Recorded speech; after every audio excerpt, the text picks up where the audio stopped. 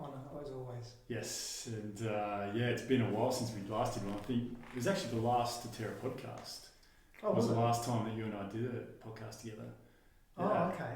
God, that was like a while ago. A couple of years. Couple of years ago. So it's good to. It's funny, how life goes along like that, and then it's like transition. What we were doing back then, and it's really interesting. So, and thank everyone else for joining us today. Something that Stef and I have definitely had an interest in. I think Stef probably more so has done a bit more research and look into his work. Is a gentleman by the name of Jacque Fresco, who passed away yesterday in America. I think he was in Florida still, living there. But Jacque Fresco was a social engineer who was, and amongst many other things, but very sort of passionate at looking at alternative ways of living and communing together. And it's a sad passing, as it can be, but he put in some amazing work. And certainly, if anyone's looked at any of those Zeitgeist documentaries and the Venus Project, of which he was part of, you'll be familiar with his work. So, Stef, perhaps if you could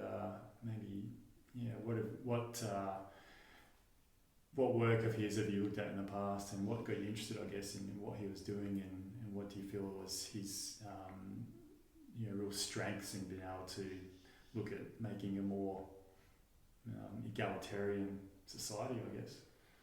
Yeah, he's an interesting individual. He's so well versed and adept in so many different areas with respect to, I suppose, creating not a utopia, but creating a collectivist culture or a society that is far more equitable and far more inclusive by nature.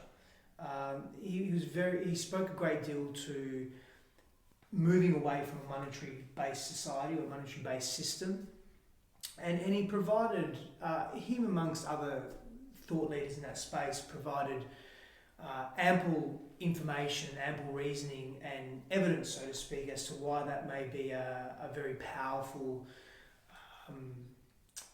social structure or socio-economic model as opposed to what we currently have now, the dominant capitalist frameworks that we have now. And by no means he was a socialist, or he didn't really adhere to any isms. No. But what I really liked about him was his vision and his capacity to very much think laterally and not even outside the box, but remove the box totally. Yeah. And he was a social engineer, he was an architect, a designer, a forward thinker, a philosopher, an ethicist. Like he was just so well versed in so many different disciplines. Yeah. Like I can't remember if you were there as well, but did you see him when he came here? No. See, I felt very blessed to he came to, I think it was UW, I think University of Western Australia it was, and he just conducted a lecture, and the place was full. There was a few hundred people there. It was fantastic to listen to him in person. And he's so articulate and so astute, and I think that he would have been in his mid-90s then. Because he was 101. I think so, 101, 102 or something. Yeah. So that would have been, it would have been like early to mid-90s when I saw him. Right. And that was a cool experience. Just his ideas, but they never gained the traction they could. I mean, saying that though, like what alternative socio-cultural, socio-economic model gains traction in this dominant model that we currently have? He was very much out there, very futuristic as well. And my understanding was that he had a multitude of designs, engineering and aesthetic or architectural and so forth to create a society that could flourish outside of what is occurring now. Again, with greater inclusivity, there'd be far less poverty, far less violence and crime, and just the fabric of our society would be, I suppose, for lack of a better term, greater engineered towards working collaboratively instead of fearlessly competing against each other. From a scarcity point of view, which we do now. So that lends itself to like trying to get one over another to get enough to sustain ourselves, whereas he's looking at certainly more about what can we produce or what can we garner that's going to be a benefit to everyone. And touching on what you said there, I think one of the things I really liked about his philosophy is that you say it's not like perfect, No, definitely. It's not a perfect system. I think sometimes like a lot of people would try and bring something new forward or something unique or novel and say this is going to fix everything, and it's still even in the mainstream that's we're going to do this, it's going to fix all this up. But he was like, no, it's not a perfect system, but it's better than what we've got. Yeah, he was very clear on that. So he was very clear that the system that the system that he was suggesting was something that required evolution. He leveraged technology in that. So leveraging technology was a huge component, an integral component of that system being somewhat successful, whatever success is defined by.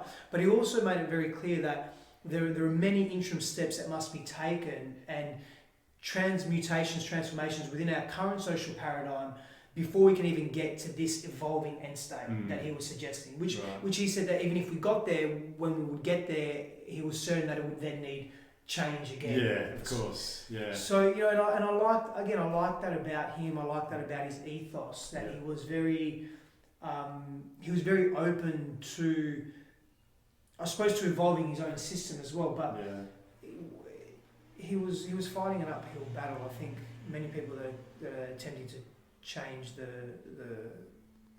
standard social norm or the status quo are going to always fight an uphill battle. It doesn't mean that you don't do it, or that you don't attempt, or that you don't follow your desires, your dreams, your passions, what inspires you. It just means that we have to be aware of that. So that will help us cultivate patience in the process. And look, he was talking on mainstream media in the US from, I think, in the 60s, 70s. Yeah. So he's been at it for a long time, yeah. relatively speaking to human life. Yeah, that's right. Yeah. He's been at it, and he was persistent, and he was consistent in his message, and what he was preaching, again, for lack of a better term, what he was advocating back then was what he was advocating now again, which is just social change through creating systems that produce greater levels of harmony within our society. For sure, yeah.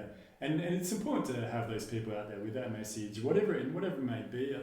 We can get stuck, I feel like, that we feel like the way the world is the way it has to be. Like what we're born into, because it's always been that way. We're born into this system of education, finance, broad macroeconomics of like, this is the way it is. And we get taught that this is the way it is. And so you've got to perform with these certain guidelines and standards.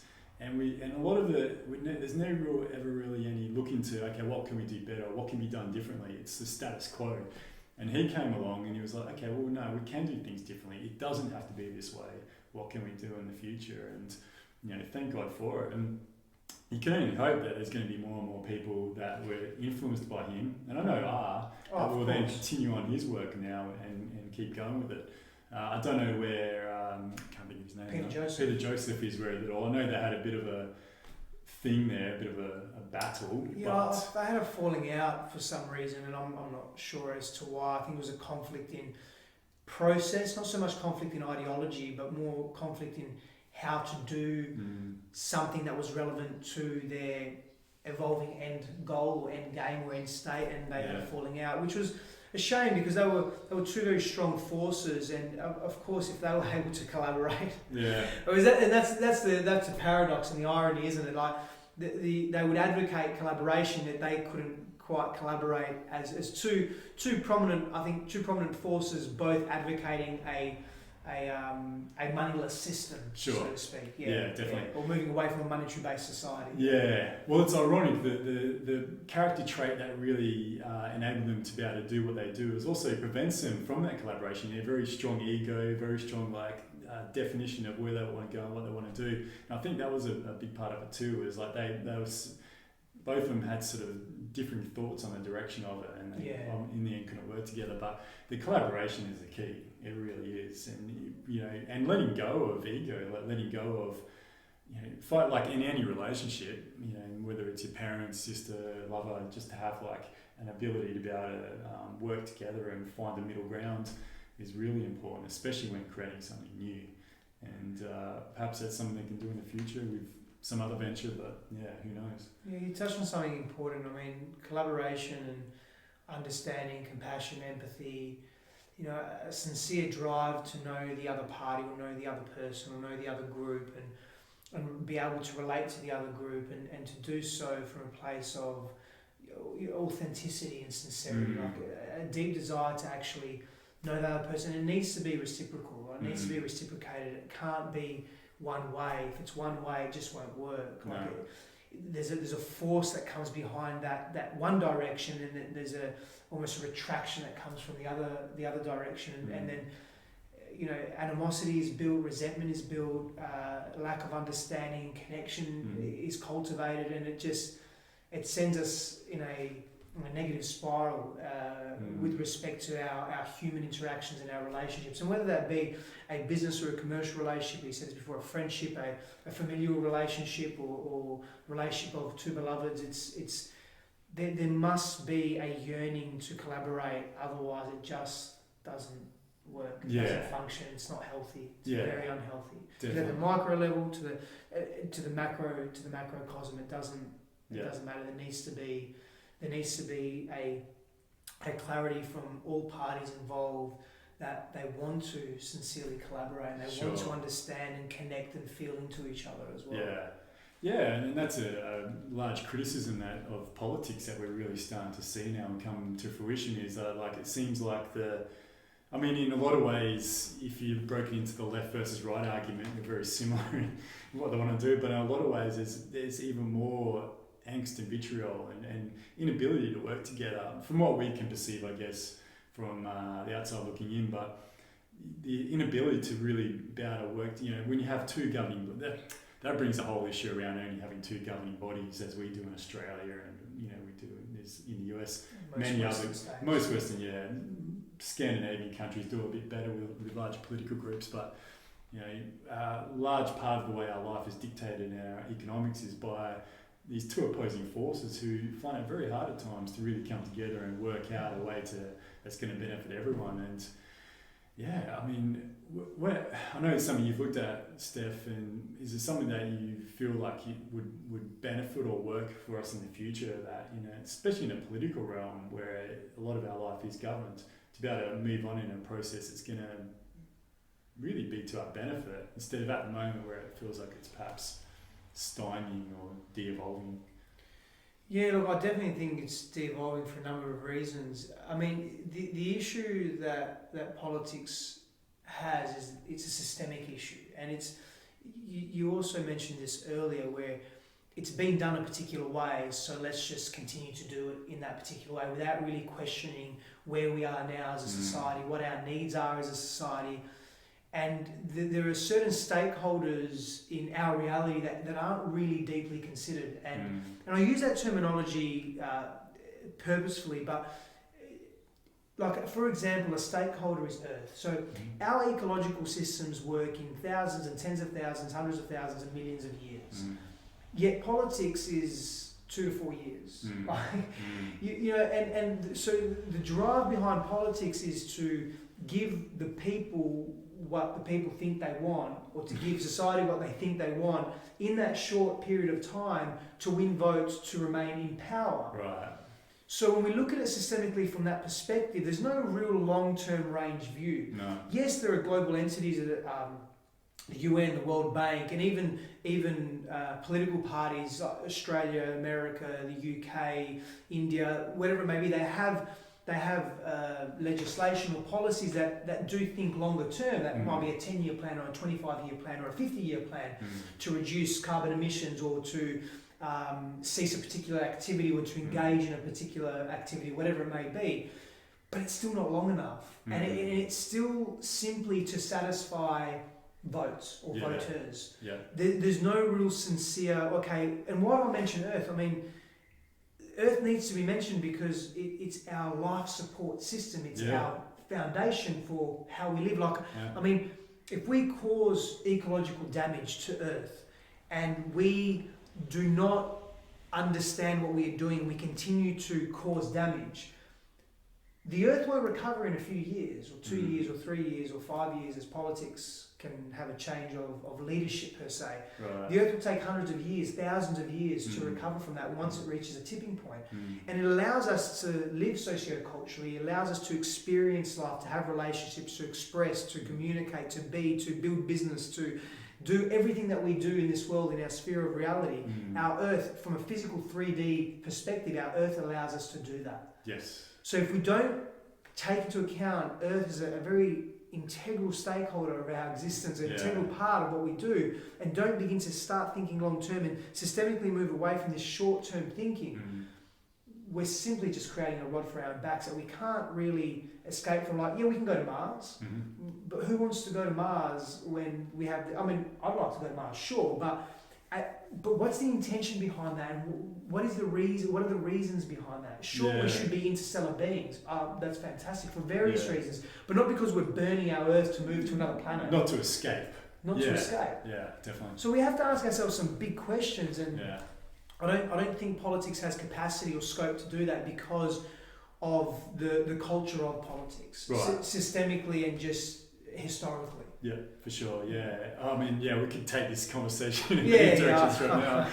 But I mean, there are, and this is where going back to technology, I guess, and what Jacque Fresco was really looking at was how technology can benefit us. But it is also, he was looking at more from a resources point of view, wasn't he? Like resource-based economy. Resource-based economy, So putting technology to work to be able to the most efficiently way possible, be able to extract the resources and distribute them evenly. Equitably, which is a very important thing. Yeah, because at the moment it's not done that way. Like we can see that billions of people that are in poverty. Exactly. Meanwhile, they've got like a gas hub right next to them that's extracting, and it's going to another country. Feeding the northern hemisphere. Yeah, exactly. Well, things happen. To go on a bit of a diverging, but even that's happening in Western Australia. How much money have we sucked out of WA in the last 20 years, So technology has a real focus to be able to facilitate now and that, but it can also help facilitate a new paradigm in our political structures as well. And we've got our good friend of ours, Dahi, who was looking at ways to do that through a system where it's a much more broader approach to decision making, where the old model of having representatives and, which was needed back in the day when we couldn't get to a vote and do that, definitely can see the benefits of it. But now, 2017 is upon us. We have the ability to connect and to work together from using technology. It stands to reason that our political system also evolves with that as well. And as long as our political system still, like a lot of religions are still based on a time, decades or centuries ago, it's going to keep us there. We need to be able to still move and evolve and move past that.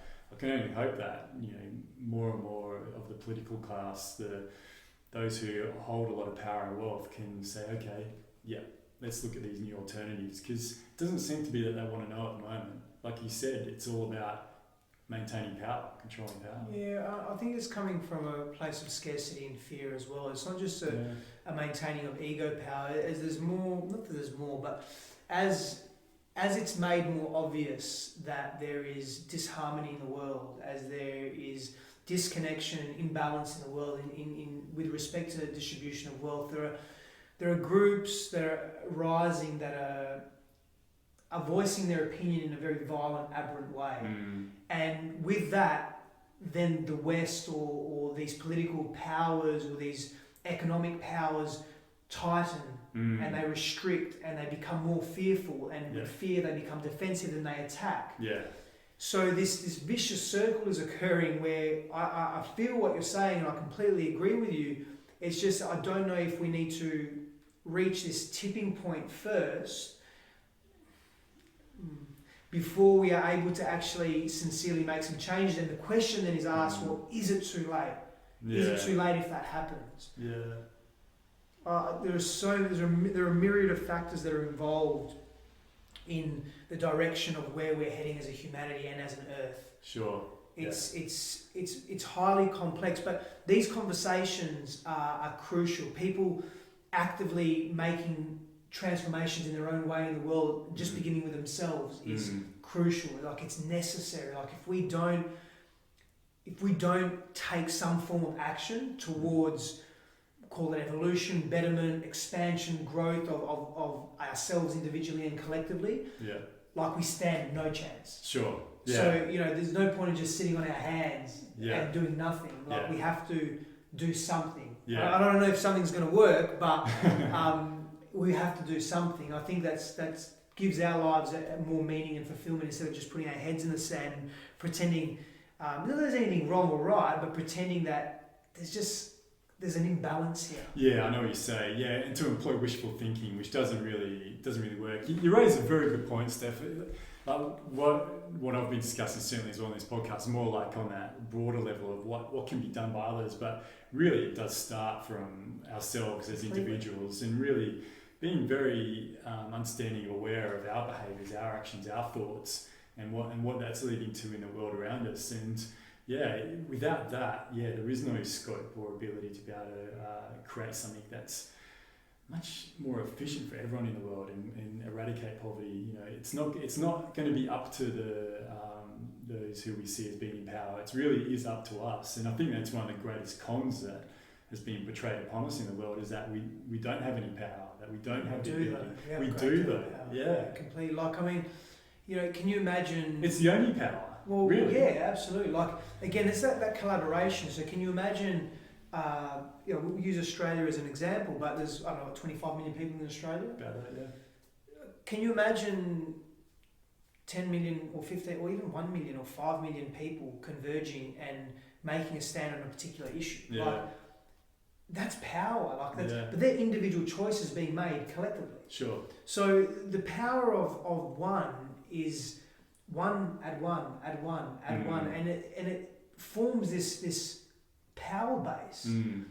But again, we all need to be moving in a direction of inclusivity, of a healthy, whole society, of an equitable society. And the issue often lays, and again, part of this is ego, part of it's something else, maybe it's ignorance, maybe lack of awareness, but people have different ideas of what equity is. Yeah. People have different ideas of what inclusivity is. Yeah. And that's where Jacque Fresco and that model, that resource-based economy, was a little bit different. He said, let's remove political opinion, let's remove human opinion, let's involve AI, let's involve robotics, let's involve a whole heap of a myriad of converging technologies to make decisions based on objective truth, objective information. Right. This is how many resources we have here, volume of resources. This is where it needs to go. This is how it's going to be distributed. This is the system, or the transport system, that is most efficient. It's going to drain the earth of resources. And that's what he went to do. And he went to objectify it instead of having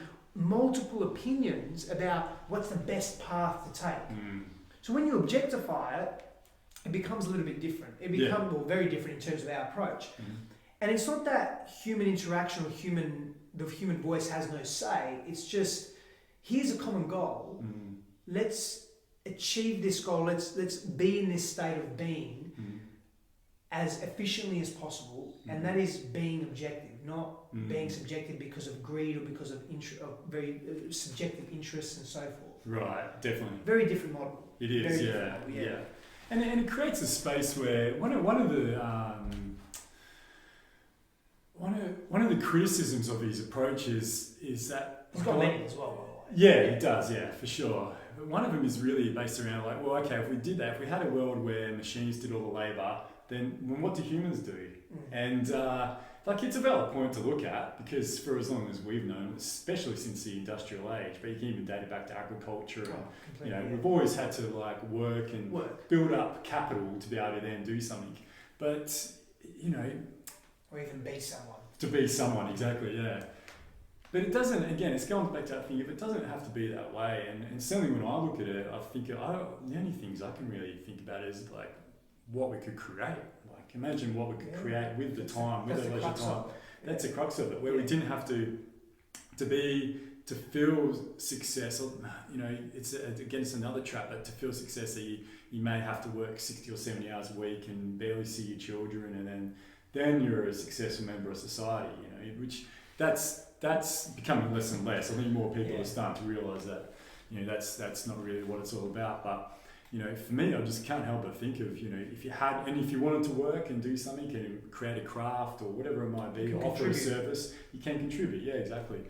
What we could contribute would be just amazing. Instead of at the moment just being energized enough to go to work and then just being energized to come home and cook dinner and then watch TV and not really live, really. It's not living at all. We're not expanding our consciousness. We're not opening up our minds. We're definitely not opening up and connecting with our hearts. We're limiting ourselves and restricting ourselves as to what we can feel and experience in life. And That's the biggest problem of that. I mean, I can't cite them off the top of my head, but my understanding is that, and I've seen some of these myself, but there are multiple studies that have been cited that look at this very topic that you're speaking to, that if people were not working, what would they do? We would be mindless, or we would be bored, or we would cause trouble, and not at all. The antithesis of that, we would be creative, we would engage with self, we would look deeper into self, we would explore the inner chasms of self, our minds, our hearts, we would study, we would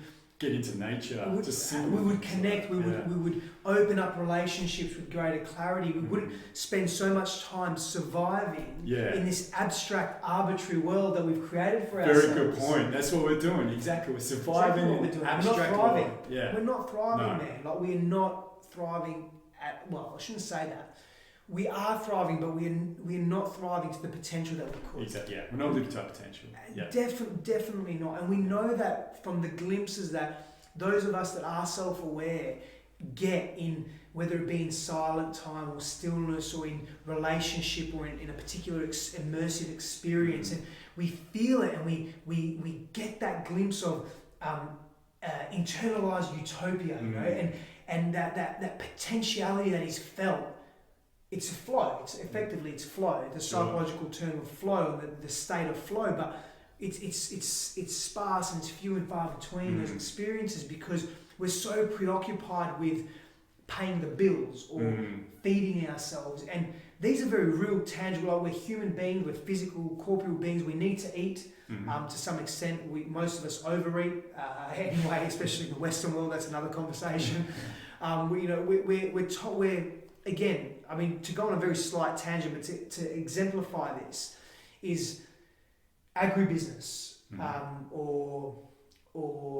every facet of agribusiness, you know, and it tells us that we need to eat this and we need to eat that, and we must eat this amount of food a day. And the reality is, we actually don't. We don't. Exactly. We need far less than we think we do to function. Sure. Yeah. And it's, again, but the reason why I mention that is because it's propped up on economics. Yeah. It's propped up on sales. Yep. It's propped up on profiteering. It's propped up on shareholder satisfaction. Yeah. Again, because of the arbitrary, abstract systems we've created for ourselves. Yeah.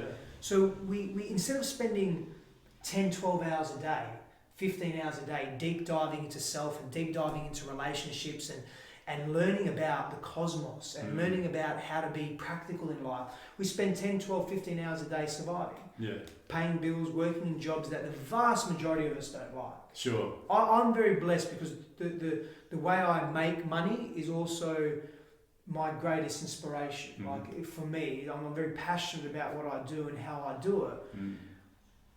I'm very few and far between. But I've also gone through many years, and we've spoken to this before, many years of suffering to get to this place. Yeah. Like, I'm not saying that everybody needs to suffer, but I've been very persistent. I've done it hard. Our social systems do not make it easy for people to flourish. No, definitely not. In their own inspired state. For sure. Definitely not. Yeah, and especially, well, it can do for some, but especially if you're from like a low socio-economic area, like, you know, it's been shown that it really is a struggle to break yourself out of that. Like, no matter what your intentions are or what you feel like you're focused on, it's very hard to break those cycles. And it's a real shame because, again, going back to the potentiality, there's so much potential out there. I think really it's about education, and that's really where we're starting to really make inroads and really being able to educate people into what's going on, why it is the way it is, understanding that it doesn't have to be this way, and perhaps let's look at something different, so where we can all evolve and do things that are really more in line with who we are as human beings. Going back, and I know I feel certainly when I'm not creating or I'm not doing things that I feel are adding value to either myself or those around me, then I feel myself in a state of like existential, like bit of a crisis almost, and a bit of anxiety, and a lot of people walk around with that. That's where depression comes from, and it doesn't need to be that way. There'll be people perhaps watching this out there and say, well, you know, it is this way it is, and you've got to do it. You've got to, you know, I understand that. But not really. If we all decide that's not what we want, it's the way it is because we make it that way. Because we make it that way, exactly. We place so much pressure on ourselves. Yeah. Like, it's systemic. Yeah. And it's not going to change unless we break the fear cycle around it. Sure. Because we're scared of the unknown, we're scared of change or transformation or transmutation. Because what if the new way is worse than this way? At least we know this way and we can deal with it. For the majority of the time, we're okay. Yeah. Well, fuck okay. Yeah, exactly. Why be just okay when we don't need to be? You should be okay when you're forced, and we're forced in a position to be just okay. That's great. But to perpetually be okay. Yeah. You spoke about breaking the fear cycle, looking at that. I think it's really, before that, takes being able to be detached from it and take an objective look at it as well, to be able to really look at, okay, what's really going on here? How is my life this way? Is there ways that you've found, or that people can, or things that people can do to help with that, to get a bit more understanding of where they're at in life? Yeah, I mean, it's a deep question you ask, Adrian. We come into this world. We don't come into this world. Sorry, we cultivate it throughout our existence and through our developmental years a set of personal biases and belief systems and models of reality that really underpin the way we move through the world, the way we move in relationship, the way we understand ourselves and connect to ourselves. And breaking those fear cycles really entails us going deep into the unconscious self and deep into our own belief systems and our models of realities and our thought paradigms and our personalities and the way we function, and debunking them, breaking them down, observing them, understanding them, connecting to them, feeling them. It's a very deep process, and it's an individual process. It doesn't mean that you do it on your own, or you move through this realm of rediscovering self or reframing self on your own. You do it with support, and that's we're relational beings, right? So we help each other in our lives, but it's a very personal journey. And most people, in my experience, won't do it because it's too painful. Yeah, right. The pain is a big thing, isn't it? It's huge, and it's very scary and uncomfortable. Yeah, completely, man. Growth occurs on that border of comfort and discomfort, of challenge and support. And the reality is, the deeper you go, and through my own personal experiences, I've been to some pretty bad places, man. Bad's not the right word. I've been to some very intense places. The pain has been so deeply overwhelming. Recently, throughout my life, the upside of that is the revelation, is the revealing, is the awareness, is the growth. And you can learn to find gratitude then when you're in those places. Completely. That's an important aspect of it. But remaining there and holding that mental, emotional, spiritual, physical toughness and resilience to stay in that place is I'm fairly stubborn, so in certain ways, so it works for me sometimes it doesn't. I'm learning to not be stubborn in unhealthy ways. But it's been, I won't lie to you, man. I'll be very honest, because people need to know this. And suicide comes in your mind. The physical pain in your body from going deep into emotional and spiritual pain, or just the emotional, the spiritual, the psychological self. It affects the physical body, and the physical pain that one feels. It's intense, it's overwhelming, and you have those thoughts of suicide, those thoughts of ending your physicality because maybe there's something better in the immaterial or the invisible or the ethereal. Yeah. It comes into your mind, that's how deep the pain is, and people don't want to go there, and I can understand why. It's overbearing, it's overwhelming. Cognition, intellectual words, language doesn't do it justice. No, that's right. The feeling state that's experienced is. It's an overhaul of self, man. You're losing yourself in, and that's what society needs. Society as a collective. Yeah. But if it doesn't happen as an individual, we can't do it as a collective. We need to lose ourselves in ourselves and realize that, and just hang in there. Yeah. Realize that there's a little bit more. So mental, emotional, spiritual, physical toughness is our ability to move through arduous times or difficulty or challenges. Sure. Yep. Mental, emotional, spiritual. Physical resilience is our ability to recover from that event that was distressing or that caused us deep pain, or that was very difficult, or whatever it may be. So we need both, and if we don't have both, we will struggle to break through new levels of awareness and expand our consciousness and really just grow and break through. if we don't do that, if we don't move through that as an individual and really evaluate our lives, because you might evaluate your life and say, love where I'm at, everything's great, love the nature of socioeconomics, love our collective society, love our cultural norms, and that's great. If you come to that conclusion, then continue. I would say that the vast majority of people are not deeply content if they were to unpack. Definitely. Unpack. Yeah. If they're willing to look at it. Yeah. And the willingness to look at it is deep, man. I speak from personal experience, and I speak from people that I work with. And I'm very blessed to work with amazing people that are willing to go deep into themselves, and they're very inspirational. And it further inspires me to look deeper into myself, because we're constantly growing. Yeah. It's continuous. It is continuous. It's never ending, and that's a beautiful thing. It's part of our existence, part of our life, part of our animus, part of our consciousness. But if we don't make a very deliberate choice to transform, to go deep, to face our fears and our pains as an individual, we will not make that choice as a collective. No. And that's the sticking point. That's the paradox, if you want to call it that. But without that exploration of self, and I only speak from personal experience, without that exploration of self, we just remain ignorant. Yeah. And when we're ignorant, we're powerless. Yeah. We're not empowered, and we're not true to ourselves. So we live this fallacy. We live this life that really isn't what we want. We come from that energy. We come from that space. So we create more of that in our lives. And if so many of us are doing that, think about the effect that has on self, on others, and Earth. Sure. Yeah. Big one. Yeah, definitely. So for anyone that's watching this, Stef, who's perhaps looking at it and thinking, oh, there's something not quite right. There's something in my life that's not quite right, and I don't quite know what it is, but I feel a bit stuck in my job or my relationship or whatever it is, but I really can't see, the forest or the trees. What's some basic steps or basic, things they can introduce into just a daily practice where they can help sort of facilitate a bit more understanding about their life and the world around them?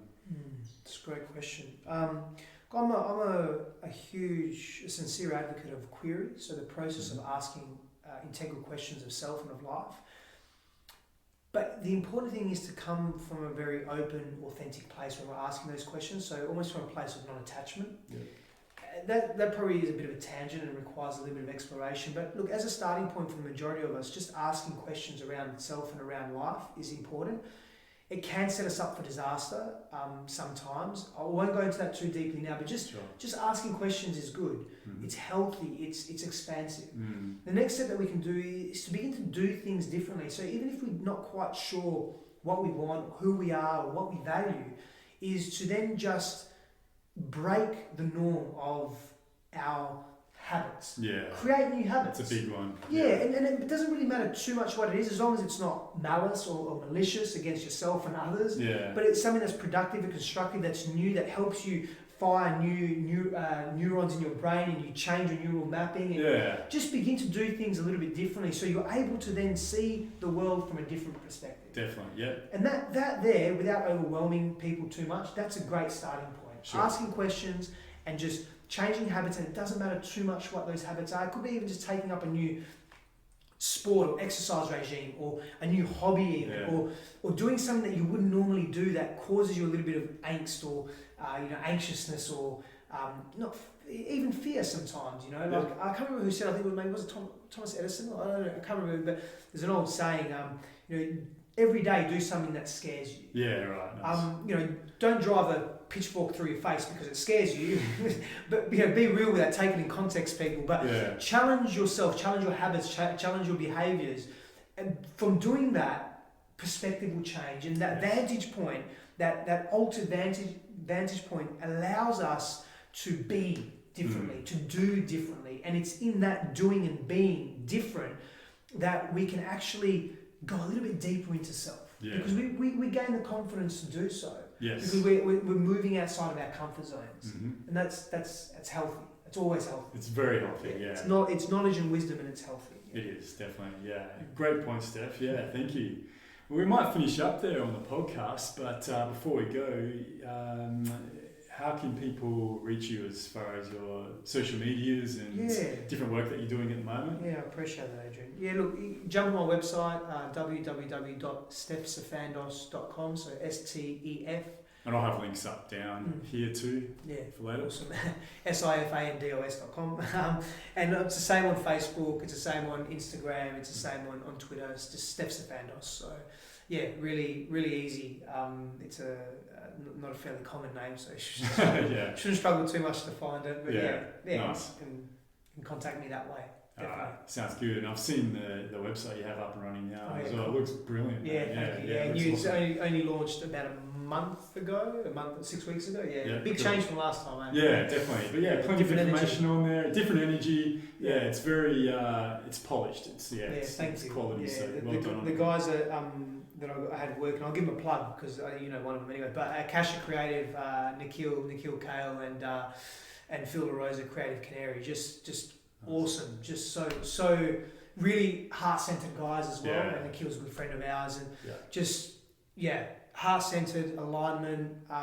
They get it, and helping people get their message out into the world. And they're a great support for that. Very much so. They're brilliant. Check out their work as well. It's fantastic what they do. If you're looking at anything in particular, or anything you're looking at promoting, marketing, etc., they're great for that. So have a look. Thank you very much, Stef. Pleasure as always. Always thoroughly enjoy these conversations. We had some pretty amazing conversations. One day we may have a facility with our technology that all of our conversations get recorded like this, but I appreciate just doing them every now and again and keeping those between you and I, or whoever it may be as well. It's pretty good to have that balance. So thank you. I really appreciate it, and no doubt we'll have you on the podcast again at some stage. Always an honour, brother. Thank you. Always likewise. Thank you very much. Thank you very much to everyone else, and we'll see you next time.